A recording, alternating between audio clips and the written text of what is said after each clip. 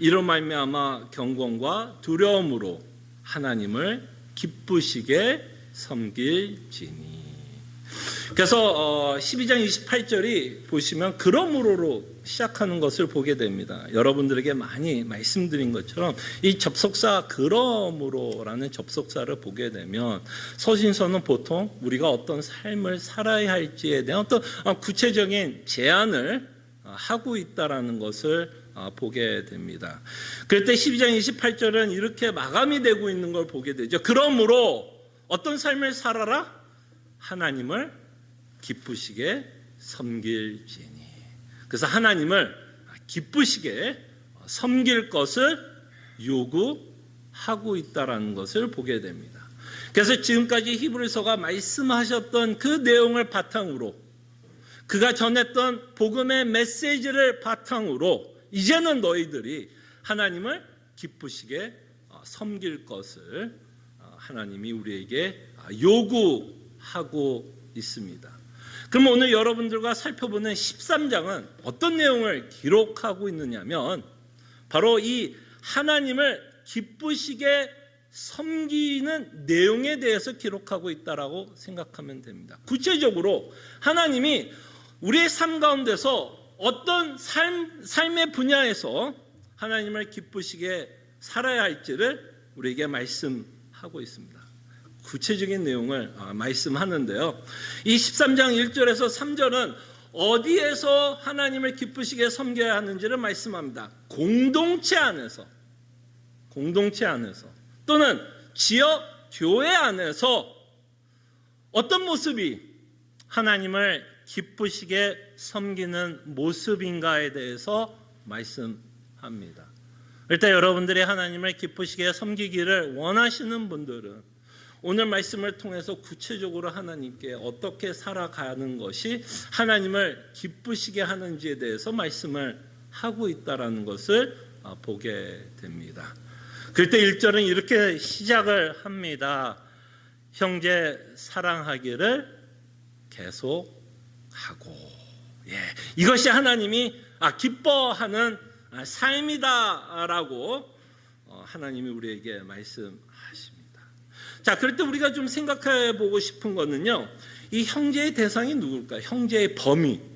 분명히 하나님이 형제를 사랑하라고 말씀하고 있는데 과연 여기서 말하는 형제는 누구일까를 저희들이 좀 생각을 해보면 히브리서 2장 11절과 12절에 이렇게 하나님 말씀이 기록되어 있습니다. 또 주보를 보시면 좋을 것 같은데요. 11절만 한번 읽어볼게요.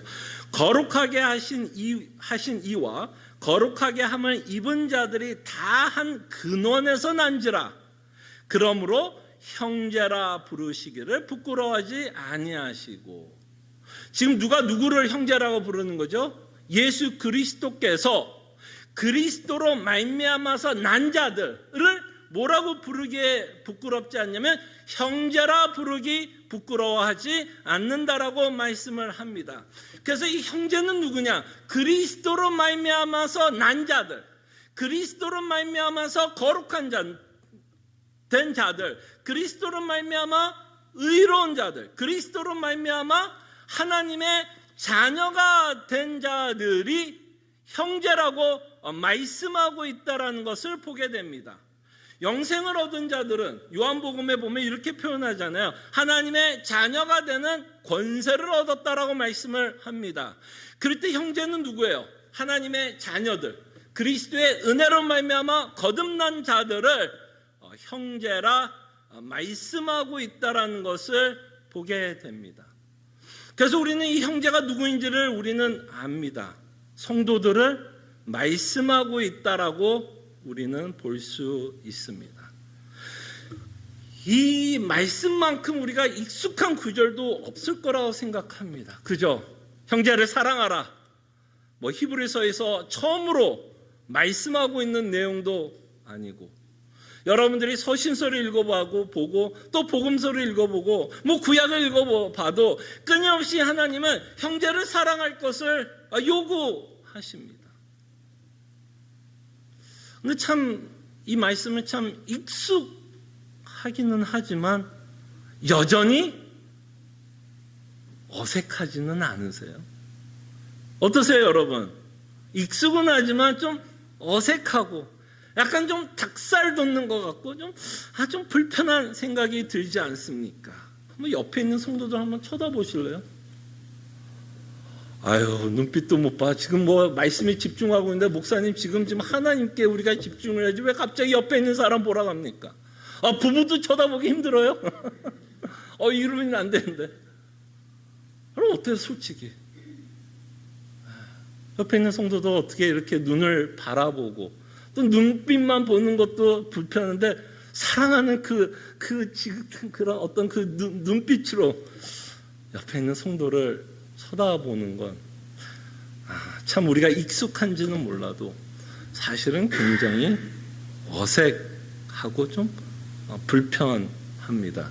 특별히 우리 같은 한민족들, 이 한민족들 특별히 남자들, 우리가 또 부인들한테도 한 번이라도 사랑한다라는 고백 해본 적도 좀 별로 없는 것 같고, 또 우리 자녀들에게도 여러분 어때요? 남자들 여기 사나이들 자녀들에게도 마음은 사랑하죠. 그럼요. 그렇지만 한 번이라도 나 너 정말 너 사랑한다라는 이런 고백, 얘들이 내 마음 알겠지라고 그냥 얼렁뚱땅 넘어가지 한 번이라도 자녀들한테 나 정말 너 사랑해 라는 말, 참 우리에게는 좀 어색하고 좀 불편한 거는 사실인 것 같아요. 그러니까 익숙하다라고 해서 이 말이 우리가 순종을 잘하느냐라는 것은 또 아닐 수도 있을 것 같습니다.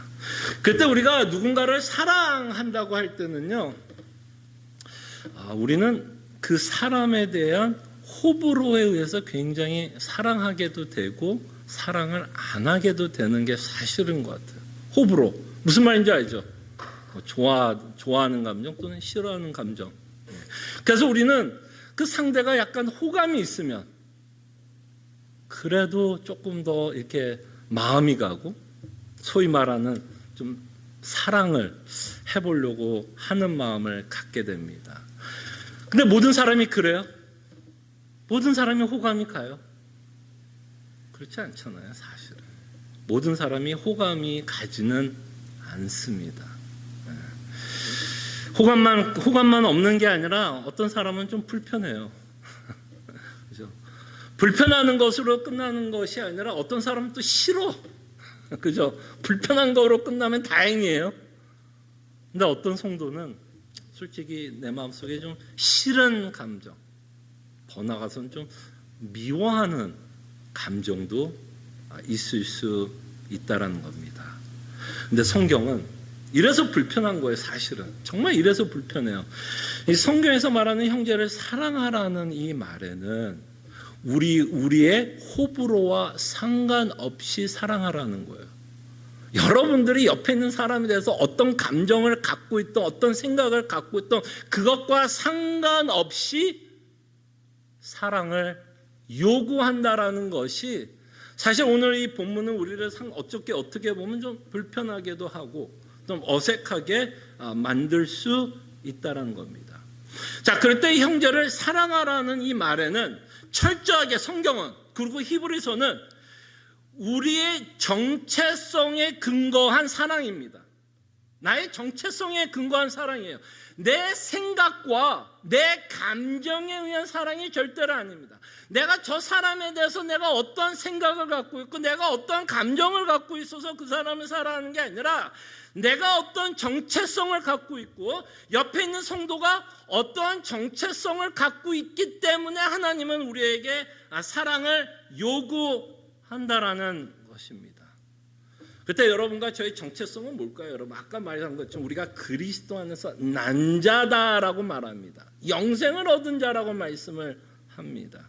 자, 그럴 때 우리의 정체성은요, 여러분과 저의 정체성은요, 이렇게 그리스도에서 난 자들의 정체성은 성경은 이런 식으로 많이 표현합니다. 그리스도 안에 있다라고 표현합니다. 그리스도 안에 있다라고 표현을 하고요. 이 말을 좀 다른 말로 표현하면 우리가 그리스도와 연합했다라고 표현을 합니다. 이거는 여러분과 저의 정체성이에요. 아이덴티티. 근데 이 아이덴티티는 여러분들의 옆에 있는 성도들도 똑같은 아이덴티티를 갖고 있습니다. 이 아이덴티티는요, 여러분과 제가 원해서 얻는 아이덴티티도 아니에요. 여러분들의 육체적인 형제도 한번 생각해 보세요. 여러분들이 육체적인 형제도 여러분들이 골라서 형제가 됐어요? 나는 얘 누나 할래. 얘는 내 동생. 얘는 마음에 안 들어. 야, 얘 나 싫어. 이렇게 해서 형제를 갖고 누나를 갖고 동생을 가졌습니까? 육체적인 형제도 태어나다 보니까 그렇게 된 거 아니에요. 내 호불호하고 전혀 상관이 없이 내 형제가, 내 자매, 내 남매가 되었습니다. 마찬가지입니다. 여기서 말하는 형제는 여러분과 저가 갖고 있는 정체성 때문에, 우리가 그리스도 안에서 한 은혜를 받았기 때문에, 우리가 한 아버지이기 때문에 여러분들이 싫던 좋던 상관없이 우리는 형제가 되었다라고 성경은 말씀합니다. 이 정체성의 문제입니다. 이 형제는요. 자, 그래서 이 형제를 뜻하는 단어가 있는데요. 여러분과 제가 매주마다 신앙 고백을 하는데요. 매주마다 신앙 고백을 할 때에 거기에 한 단어 문구가 나와요. 이 문구가 교회의 정체성을 말씀합니다. 여러분과 저의 정체성을 말씀하고 있고요. 여러분 옆에 있는 성도의 정체성을 말씀합니다. 이 사도신경의 특징은 뭐냐면 우리가 믿고 있는 내용을 고백하고 있는 내용이에요. 이 믿는다라는 말에는 내가 좋든 싫든 이건 뭐예요? 진리이고, 이 진리이기 때문에 나는 믿는다라고 고백하고 있는 내용이 사도신경이라면, 우리가 고백하고 있는 내용 가운데 여러분들이 뭐를 고백하냐면 성도의 교통함을 믿는다라고 고백을 합니다. 여러분, 성도의 교통함, 이 말이 익숙할 거라고 생각이 듭니다. 매주마다 그래도 한 번은 말을 하니까. 그러나 여러분, 이 성도의 교통이라는 말이 여러분 어떤 의미인지 좀 아십니까? 매주마다 고백은 하지만 이 교통한다라는 말이 무슨 말이냐 하면, 이 영어로 조금 표현하면 조금 쉽습니다. hopefully 영어로 표현하면 조금 쉬운데요. 이 교통이란 말이 communion이라는 뜻이죠. communion. 이 발음 좋아요? communion. 이 come이라고 하는 이 접두사라는 말은 뭐죠? come, 같이라는 말 아니야. 같이 come, com, union, 하나. 같이 하나 되었다라는 걸 믿는 거예요, 여러분. 여러분, 같이 하나 되었다라고 믿는 거예요. 왜 우리는 이걸 믿음이라고 표현하죠? 이것이 우리에 의해서 난 게 아니라 그리스도로 말미암아서 이루어진 우리의 관계이기 때문에 여러분과 저는 이것을 믿는다라고 고백을 하는 겁니다. 성도의 교통을 믿는다라는 말은 모든 성도들은 성령과 믿음으로 말미암아 머리 되시는 예수 그리스도와 연합되어 있다라는 것을 믿는 거예요. 그리고 옆에 있는 자들도 그렇게 여러분들은 믿어주는 겁니다.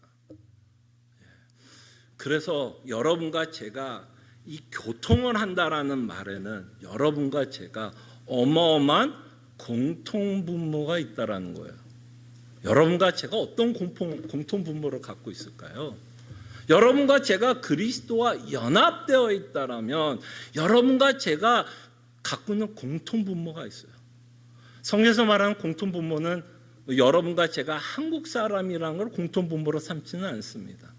김치찌개를 좋아하는 것을 공통분모라고 삼지는 않고요. 한국말을 하는 걸 공통분모라고 말하지 않습니다. 그런데 여러분과 제가 갖고 있는 그리스도 안에 있기 때문에 갖고 있는 공통분모가 뭘까요? 여러분과 저는 다 같은 은혜를 받은 자예요. 다 같은 은혜를 받은 거예요. 그리고 여러분과 저의 공통분모는 다 같은 은혜를 받았다라는 말에는 우리가 또 다 같은 죄인이라는 거예요. 그래서 여러분과 저는 이 예배당에 나와서 하나님께 예배할 때에도, 그죠? 예배할 때도 같은 하나님을 예배하고 같은 은혜를 찬송하며 이 자리에 나오게 됩니다.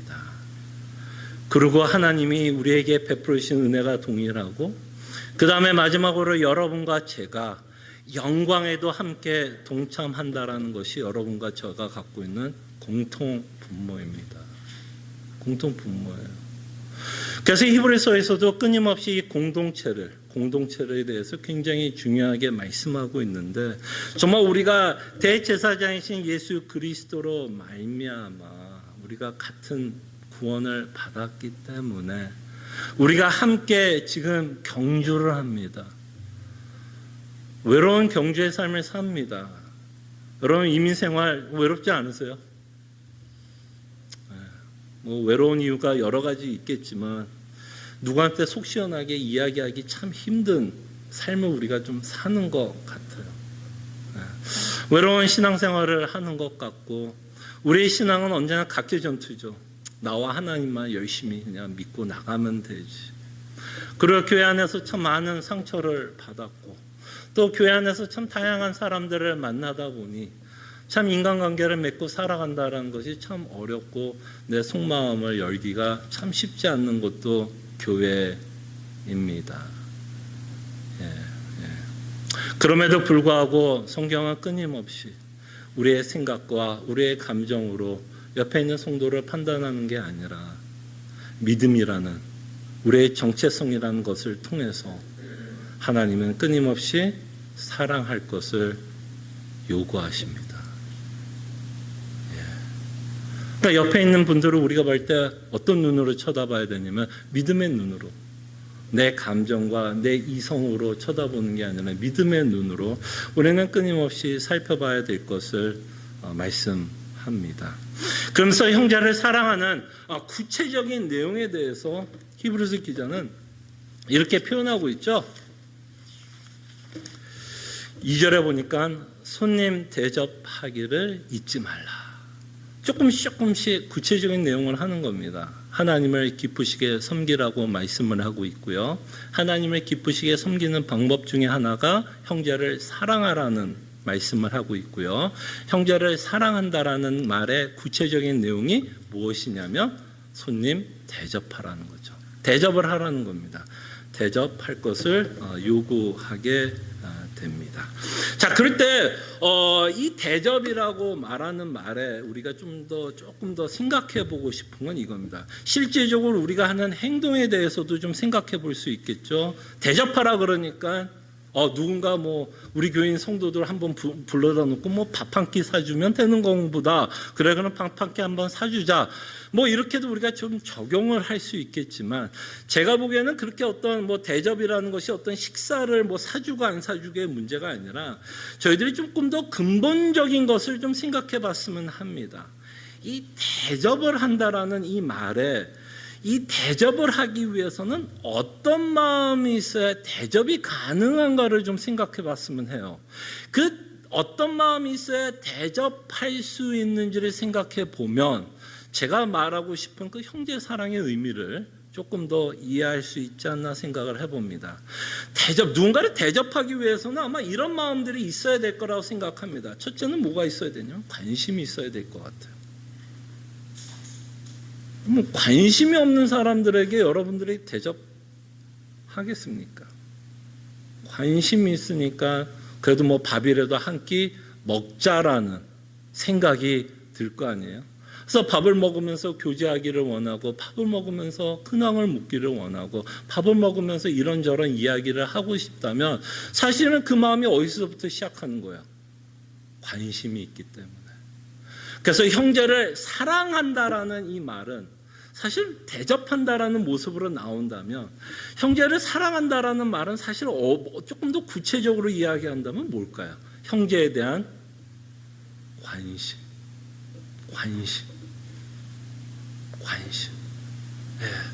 여기서부터가 어쩌면 형제의 사랑이 시작이 아닐까 생각을 합니다.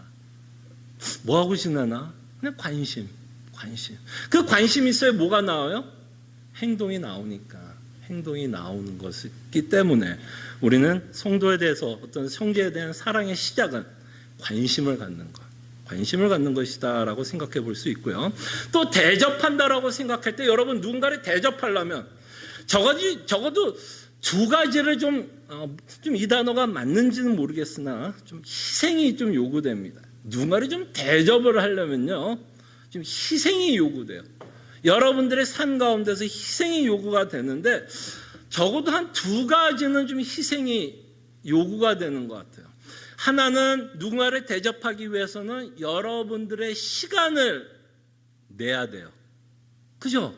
시간을 내지 않고서는 누군가를 대접할 수는 없습니다. 그런 의미에서 누군가를 좀 대접하려면 내 시간을 좀 희생할 수 있는 마음이 있어야 됩니다. 그죠? 뭐 1시간이든 1시간 반이든 2시간이든 내야 돼요. 그래 대접할 수 있습니다. 그 다음에 또 하나 우리가 희생이라는 단어를 좀 쓴다면 누군가를 대접한다면 당연히 뭐를 희생할 생각을 해야 될까요? 내가 갖고 있는 물질. 누군가를 대접하려면 여러분들의 집에 모신다고 해도 어쨌든 장을 봐야 될 거 아니에요.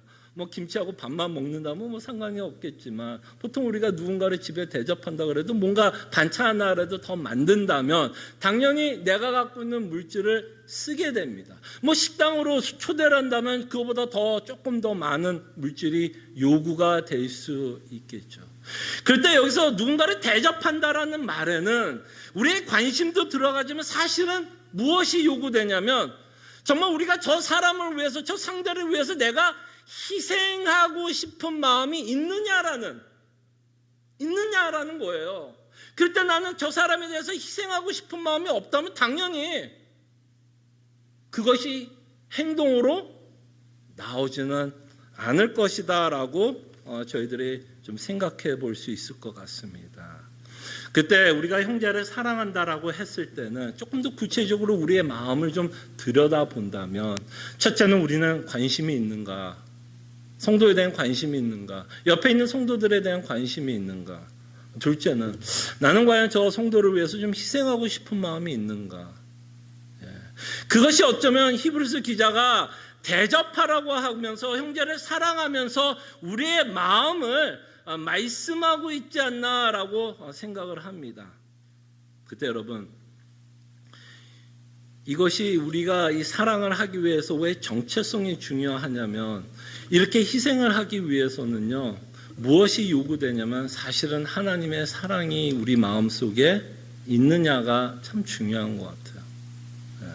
특별히 누군가를 내가 좋아하면 희생하기가 훨씬 쉬워요, 안 쉬워요? 누군가를 좋아하면 조금 더 내 지갑이 쉽게 열립니다. 그건 사실인 것 같아요. 근데 내가 싫어하는 사람을 위해서 내 지갑을 여는 건 굉장히 어렵죠. 그럴 때 우리가 아까 정체성을 통해서 우리가 본 것처럼 우리가 누군가를 사랑하는 건 내 감정과 내 이성에 의해서 사랑하는 것이 아니라면 우리가 누군가를 사랑하기 위해서는요 그저 관심을 갖고 내가 희생하기 위해서는 정말 하나님의 은혜를 우리는 알아야 됩니다. 나 같은 죄인 살리신 하나님의 은혜를 알아야 되고요. 나 같은 자를 살리기 위해서 예수 그리스도께서 십자가에서 희생하셨던 그 사랑이 우리를 강권해 줘야 희생하게 되고 하나님이 나 같은 죄인도 살리셨다면 나 같은 죄인이 뭐예요? 하나님은 나를 사랑할 이유가 하나도 없었습니다. 호불호 가운데 어떤 부분이었을까요? 하나님을 저를 사랑할 이유가 있었을까요? 아니면 저를 불쾌하게 여기고 원수를 여겼을까요? 원수를 여겼어요. 그럼에도 불구하고 하나님은 당신이 가장 사랑하는 예수 그리스도를 저에게 주셨다라는 이 사랑 때문에 우리가 누군가를 사랑할 때 호불호를 따지지 않습니다. 우리가 호불호를 따지는 순간 사실은 어쩌면 우리가 받은 하나님의 사랑을 이해하지 못하고 있고 믿지 못하고 있는 우리의 모습일 수도 있고 우리가 호불호를 따지는 순간 어쩌면 우리는 정말 하나님 앞에 회개해야 되는 부분이 있지 않을까 생각을 합니다. 호불호를 따질 수밖에 없는 우리의 연약함 때문에 우리의 감정이 우리를 지배하고 있기 때문에 내 생각이 지배하고 있기 때문에 하나님이 요구하는 그 사랑을 베풀지 못하고 살아간다면 그것은 마땅히 우리가 회개해야 할 부분이다라고 생각을 합니다. 근데 오늘 본문은 더 우리를 불편하게 합니다. 지금까지 목사님 하신 말씀도 굉장히 좀 불편한데 이 히브리서는 우리를 더 불편하게 해요. 하나님은 우리를 더 불편하게 합니다. 하나님의 사랑에 대해서 형제 사랑에 대해서 우리를 더 불편하게 하는데요. 우리를 불편하게 하는 이유는 3절 때문입니다. 3절을 여러분 묵상해 보면 이것이 얼마나 우리를 부담스럽게 하고 불편하게 하고 또 이 9절이 얼마나 우리에게 저에게는 큰 도전과 솔직히 말하면 참 저를 굉장히 부끄럽게 합니다. 목사님 저로서도 이 9절에 자유하지 못하는 저의 모습을 보게 됩니다. 자, 하나님을 기쁘시게 하기 위해서 형제를 사랑하라고 말씀하고 있고요. 형제를 사랑하는 모습이 누군가를 대접하는 모습으로 나타나고 있는데 그거에 대해서 더 구체적인 내용이 3절에 어떻게 기록되어 있냐면 너희도 함께 갇힌 것 같이 갇힌 자를 생각하고 너희도 몸을 가졌은즉 학대받는 자를 생각하라고 말씀합니다. 자, 이 3절은 여러분들이 읽어보시면 이제 알 거예요. 왜 하나님이 3절에서 이렇게 말씀하고 있는지. 이들이 처한 독특한 상황 가운데서, 그죠? 이들이 처한 독특한 상황 가운데서 너희들이 형제를 사랑하는 모습이 어떤 모습으로 나타나야 될지에 대해서 지금 말씀하고 있다는 것을 보게 됩니다. 너희도 함께 갇힌 것 같이 갇힌 자를 생각하라고 말씀합니다. 이 말을 왜 하고 있어요? 이것은 제가 여러분들에게 말하지 않아도 어떤 상황에 있는지 알죠. 이들은 핍박을 받고 있었고 예수님을 믿는 것 때문에 핍박을 받았고 재산도 몰수를 당하는 상황이었고 예수님을 믿는 것 때문에 이들은 감옥에도 갇혔습니다. 이렇게 감옥에 갇힌 자들을 너희들은 끊임없이 생각하라는 거예요. 끊임없이 관심을 가질 것을 말씀합니다.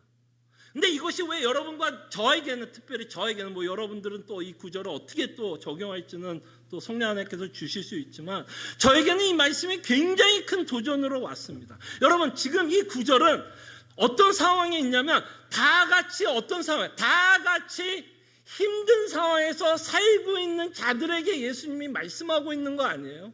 지금 하나님이 3절에 요구하는 건 갇힌 자들을 생각하라고 했을 때 너희도 갇혔다라고 이야기합니다. 지금 갇혀있는 자들에게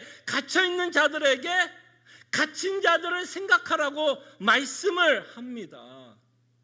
여러분, 이 구절이 왜 부담이 되고 도전이 될까요? 우리의 생각은 보통 어때요, 여러분? 누군가를 관심을 갖고 누군가 희생을 한다고 생각을 하면 다들 우리가 생각하는 건 뭐예요? 지금 나 바쁜데. 하나님 나 지금 물질적으로 힘든데. 하나님 나 지금 시간 없는데. 나 하루 일하기도 너무너무 바쁜데. 내 시간 내기 너무 힘든데. 더 나아가서는 하나님 내 코가 지금 석자인데 내가 누구를 지금 사랑해. 지금 하나님이 그 사랑을 누구한테 요구해요? 내 코가 석자인 자들에게 지금 그 사랑을 요구하고 있다는 거예요. 지금 다 같이 힘든 사람들에게 하나님이 너 힘드니까, 너 바쁘니까, 너 물질 없으니까, 너 코가 석자니까 그래 너는 제외를 할게라고 하나님이 말씀하는 게 아니에요. 알아, 네가 네 코가 석자인 거 알아, 너 바쁜 거 알아, 너 하루하루 사는 거 얼마나 힘들게 사는 거 내가 알아. 그럼에도 불구하고 하나님은 이 자들에게 하나님이 사랑을, 형제들에게 사랑을 요구하고 있다는 것이 이 구절이 저로서는 굉장히 부담스럽고 도전을 줍니다. 우리는 얼마나 많은 경우에 저의 얘기입니다. 여러분들이 아니라면 죄송합니다. 많은 경우에 얼마나 많은 경우에 핑계를 두고 변명을 하면서 사랑을 베푸지 않은 것을 한번 우리가 좀 생각을 해봤으면 합니다. 지금 하나님이 갇힌 자들에게 갇힌 자들을 관심을 가질 것을 말씀하고 있고 그 안에서도 여전히 갇혀 있음에도 불구하고 여전히 뭐 할 수 있다라는 얘기예요. 어떤 모습으로든 사랑을 전할 수 있고 베풀 수 있다라는 겁니다. 이 말의 도전은 우리는 많은 경우에 나만을 생각하면서 살아가고 있는 모습을 하나님이 좀 지적하고 있지 않나 생각을 합니다. 아까 말했던 이유가 뭐라고 표현하면 좋을까요? 틀리지 않는 이유일 겁니다. 나는 바빠. 그죠? 나는 상처받았어. 나는 외로워.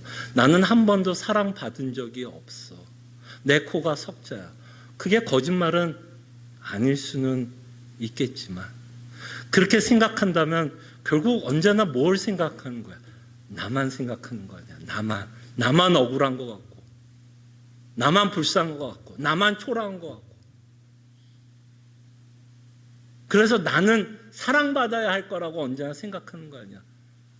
근데 하나님은 끊임없이 그렇게 갇힌 자들도 하나님으로부터 어마어마한 사랑을 이미 받고 있다라고 성경은 말씀하고 있습니다.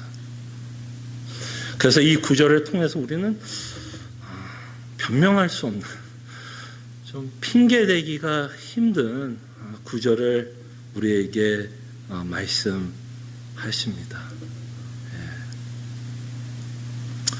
그럴 때에 이 형제를 사랑하라고 하는 이 말씀은 히브리서를 통해서 처음으로 하나님이 말씀하는 것이 아니라 복음서를 통해서, 수많은 서신서를 통해서 하나님은 형제를 사랑할 것을, 특별히 그죠? 믿음의 성도들을 더욱더 사랑할 것을 요구하십니다.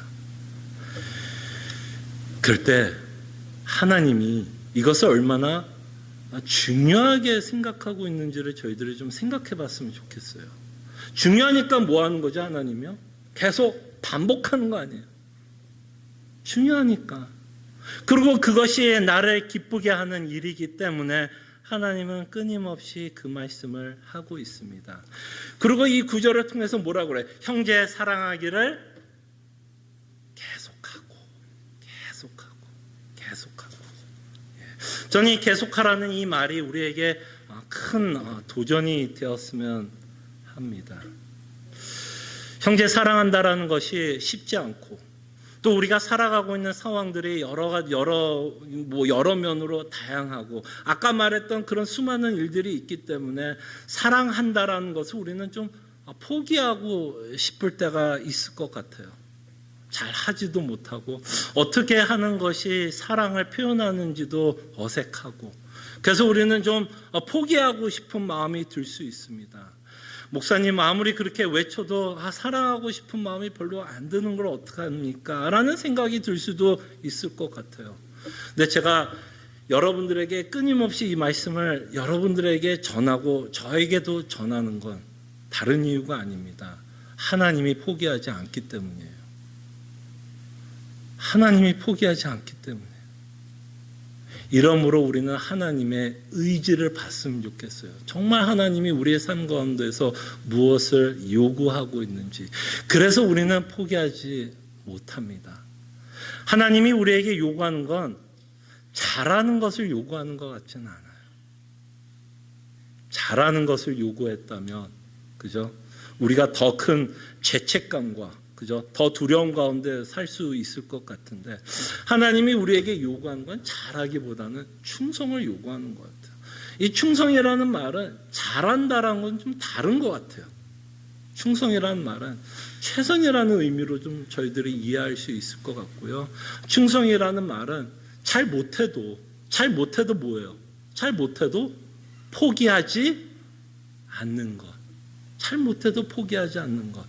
오늘 못했으면 그래 내일 한번 해보자. 오늘 내가 관심이 없었다면 오늘부터 한번 관심 가져보자. 내가 여태까지 성도를 봤을 때 내가 갖고 있는 호불호를 가지고 성도를 평가했다면 오늘부터 정말 하나님의 그 예수 그리스도를 말미암아 우리에게 주신 정체성으로 그 성도를 바라볼 수 있도록 오늘부터 이게 새 언약에 살아가는 성도가 갖고 있는 가장 큰 특권 아니에요? 정죄함이 없어요.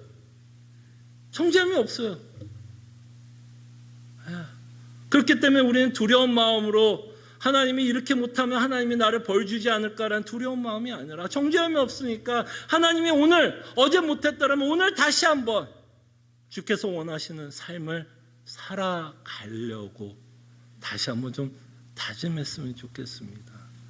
어색하세요? 괜찮아요. 어색해도. 그러나 포기만 하지 말아주세요. 불편해요? 괜찮아요. 포기만 해주지 말아주세요. 잘 안 돼요? 괜찮아요.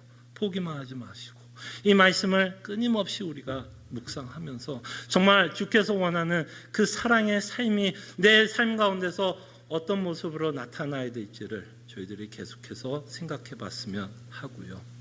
마지막으로 한 가지만 좀 위로를 준다면, 형제를 사랑하는 데 있어서 여러분들은 어떤지 모르지만 좀 부족하다라는 생각이 많이 들 거예요. 형제를 사랑하는 것 같고 표현하는 것 같은데 언제나 좀 부족하다라는 생각이 들 거예요. 그리고 내가 정말 형제를 사랑하고 있을까에 대한 의심도 들 거라고 생각이 듭니다. 그럴 때에 왜 여러분들이 형제를 사랑하고 있음에도 불구하고, 사랑하고 관심을 갖고 표현을 하고 있음에도 불구하고 그것이 왜 언제나 부족하다라고 우리가 생각이 들 수 있느냐면, 우리의 사랑의 모범이 예수님이기 때문에 주눅이 들 수는 있을 것 같아요. 왜? 우리가 사랑하려고 하는 그 모범은 예수님이잖아요. 여기 가운데 누가 예수님처럼 우리의 모든 생명을 바쳐서 사랑할 수 있는 자가 누가 있겠습니까? 그 사랑이 모범이 되어 우리가 사랑을 해야 되는 것 때문에 언제나 우리는 어떤 마음이 들 수밖에 없을까요? 누군가에게 관심 있고 사랑을 표현하고 있지만 여전히 부족하다라는 생각은 지울 수는 없을 것 같아요. 그런 마음에서 여러분들이 부담감이 있고 내가 좀 부족하다라고 생각이 든다면 여러분들이 신앙생활 잘하고 있다는 증거가 아닐까 싶어요. 왜? 예수님의 사랑 때문에 그 사랑을 하려고 하는 거고, 그 사랑과 내 사랑을 비춰보니 무슨 생각이 들 수밖에 없어요. 부족하다라는 생각이 들 수밖에 없기 때문에 우리는 주눅이 좀 들 수는 있겠다라는 생각은 해봅니다. 그러나 말씀드린 것처럼 우리는 끊임없이 갑시다. 여기서 하나님이 요구하는 건 뭐예요? 잘하라고 말하지 않고 형제 사랑을 계속해서 우리가 고민하고 우리의 실제적인 삶 가운데서 어떤 식으로 우리가 표현할 수 있을지, 각자의 삶이 다르기에, 그렇죠? 상황이 다르기에 그 표현하는 방법도 굉장히 다양하고 다르게 수밖에 없을 거라고 생각을 합니다. 그러나 하나님 앞에서 고민하시고 정말 형제를 사랑하는 모습이 어떤 모습으로 나와야 될지 진지하게 저희들이 고민했으면 합니다. 기도하죠. 일단 몇 가지를 놓고 저희들이 좀 기도했으면 좋겠습니다. 많은 경우에 저도 포함되는 이야기겠지만 누군가를 사랑할 때는 내가 갖고 있는 생각과 감정이 앞서가는 건 사실인 것 같아요.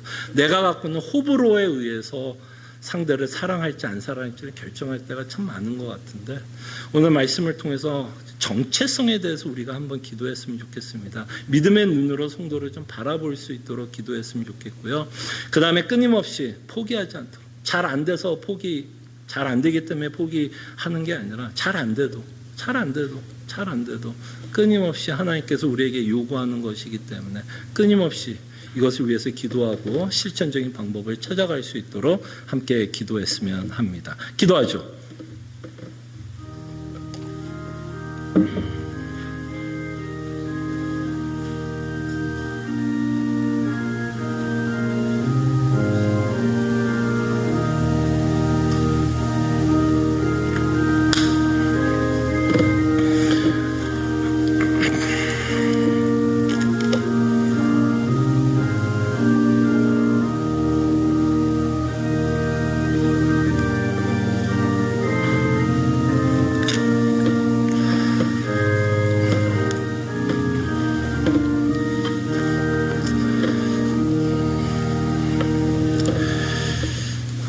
참으로 익숙한 구절이지만 어떻게 보면 너무나 어색하고 우리를 불편하게 하고 참 순종하기 힘든 구절인 것을 하나님 앞에 고백합니다. 많은 경우에 우리가 성도를 바라볼 때에 내 생각과 감정이 앞서가며 사랑을 하려고 할 때가 참 많았습니다. 주님, 이 시간 우리가 회개해야 되는 부분이 있다면 회개하게 하여 주시고, 참으로 우리가 그리스도 안에 하나라는 것을 잊지 않게 하여 주시고, 또 실천적인 면에서 참 사랑한다라는 것을 생각해 보면 참 부족하다라는 생각밖에는 들지 않아 때로는 절망하고 실망하고 또 포기하고 싶은 마음이 들 때가 있지만, 주님, 정말 하나님의 의중을 우리가 알고 하나님의 의지를 우리가 알기에 절대로 형제 사랑하는 일에 포기하지 않도록 우리에게 끊임없는 그리스도의 은혜를 베풀어 주시옵소서. 감사하고 살아계신 예수 그리스도의 이름으로 기도합나이다. 아멘. 함께 일어나셔서 찬송가 221장 찬송합니다.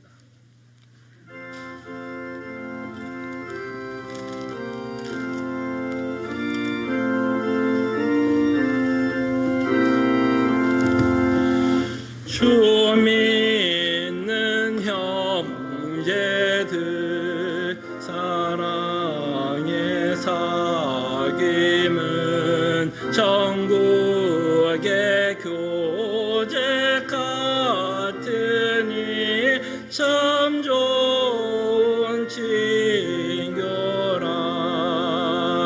하나님 보좌 기도 드리니 우리의 믿음 소망이 주와 안내하나라.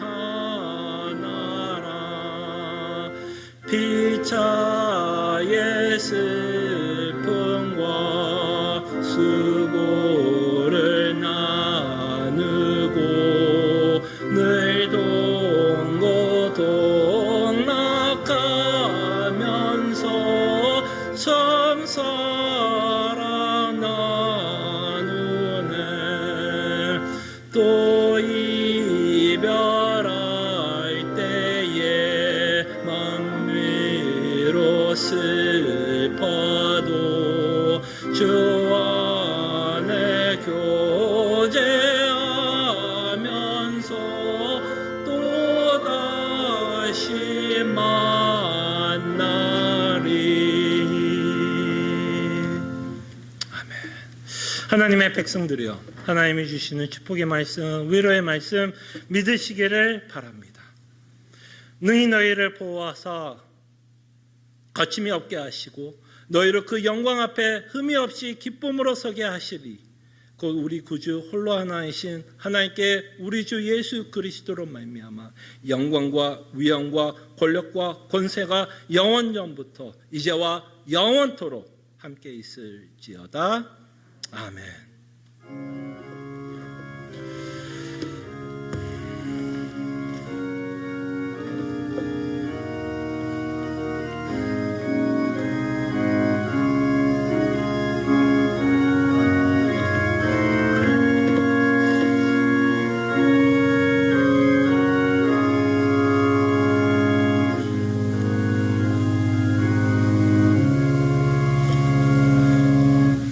우리 또 옆에 또 뒤에 앞에 계신 성도들 사랑의 눈빛으로 한번 그윽하게 한번 보시면서 인사했으면 좋겠고요. 저희들이 또 대면 예배한 지도 이제 몇 달 됐죠. 그래서 뭐 이런저런 사정 때문에 또 참석을 못 하셨던 성도님들이 계시는데 오늘은 두 분 권사님이 저희가 대면 예배 시작하면서 또 저희 교회 또 같이 또 예배 드리기 위해서 나왔습니다. 잠깐 좀 얼굴 한번 보이시면 좋을 것 같은데요. 박성실 권사님과 현선혜 권사님 잠깐 얼굴 좀 보여주시면 또 이렇게 또 얼굴 보고 또 예배하게 되어서 너무 감사드립니다. 몇 가지 또 계속해서 광고할게요. 수요 성령 공부 고백서 19장 하나님의 율법에 대해서 저희들이 생각하는데요. 특별히 저희들이 이제 예수 그리스도를 믿으면서 특별히 어떤 내용에 대해서 저희들이 생각하고 있냐면 순종에 관한 부분. 저희들이 예수를 믿으면서 어떤 순종을 요구하고 있는지에 대해서 저희들이 좀 생각해 보고 있고요. 관심 있으신 분들은 수요 성령 공부 줌으로 참석하시면 되고요. 새벽 기도에 또 토요일 날 오전 6시 반 있습니다. 함께 또 말씀과 함께 하나님께 기도하는 시간 가지면 좋을 것 같습니다. 마지막으로 계속해서 여러분들에게 광고한 것처럼 책이 지난주에 좀 도착을 했고 아마 많은 성도들이 이미 가져가신 걸로 알고 있는데요. 혹시 우리 가운데 가져가지 못하신 분들은 이채원 성도님을 만나셔서 책을 받아가시면 될 것 같고요. 저희가 이 책을 가지고 이제 10월 4일 주일인데 오후 2시에 이제 줌으로 저희들이 좀 북클럽을 가지려고 합니다. 뭐 여러 가지로 이제 형식을 좀 고민하고 있고 어떤 식으로 이제 이것을 이루어갈지는 좀 고민인데요. 그냥 이렇게 좀 편하게 생각했으면 좋겠어요. 그냥 하나 모임 한다고 생각하면 좋을 것 같아요. 그 책을 읽고 그냥 여러분들이 읽었던 은혜, 뭐 도전, 그래서 함께 좀 나누면서 정말 우리의 신앙을 좀 함께 좀 점검하는 시간을 갖기 위해서 이 책을 함께 읽습니다. 일단 책을 사신 분들을 위해서 제가 단톡방을 좀 만들겠습니다. 카톡 단톡방을 만드는데 이 카톡 단톡방을 통해서 또 이 책을 읽으면서 혹시 여러분들에게 좀 도움이 될 수 있는 또 내용도 좀 기록하고요. 또 우리가 줌으로 만날 거니까 줌 거기 이제 애드레스도 거기다가 올려놔서 좀 단톡방으로 운영을 하겠습니다. 그래서 책을 사신 분들은 당연히 초대를 할 거고요. 뭐 물론 북클럽에 못 들어오신 분들도 있을 거라고 생각이 들지만 못 들어와도 그 단톡방에 있는 내용을 통해서 진도에 맞춰서 같이 읽는 것도 좋을 것 같고요. 혹시 책을 사지는 않았지만 그래도 이 모임에 좀 참석해서 같이 좀 신앙을 나누고 또 이럴 때 또 함께 나누면서 또 기도 제목도 나누면 또 우리에게도 좀 유익이 될 것 같아서 혹시 책은 책은 구입은 안 했어도 여기에 한번 같이 모임에 참석하기를 원하시는 분들은 개인적으로 저한테 말씀을 드리면 저한테 주시면 단톡방에 함께 계속 여러분들도 포함시키겠습니다. 감사합니다.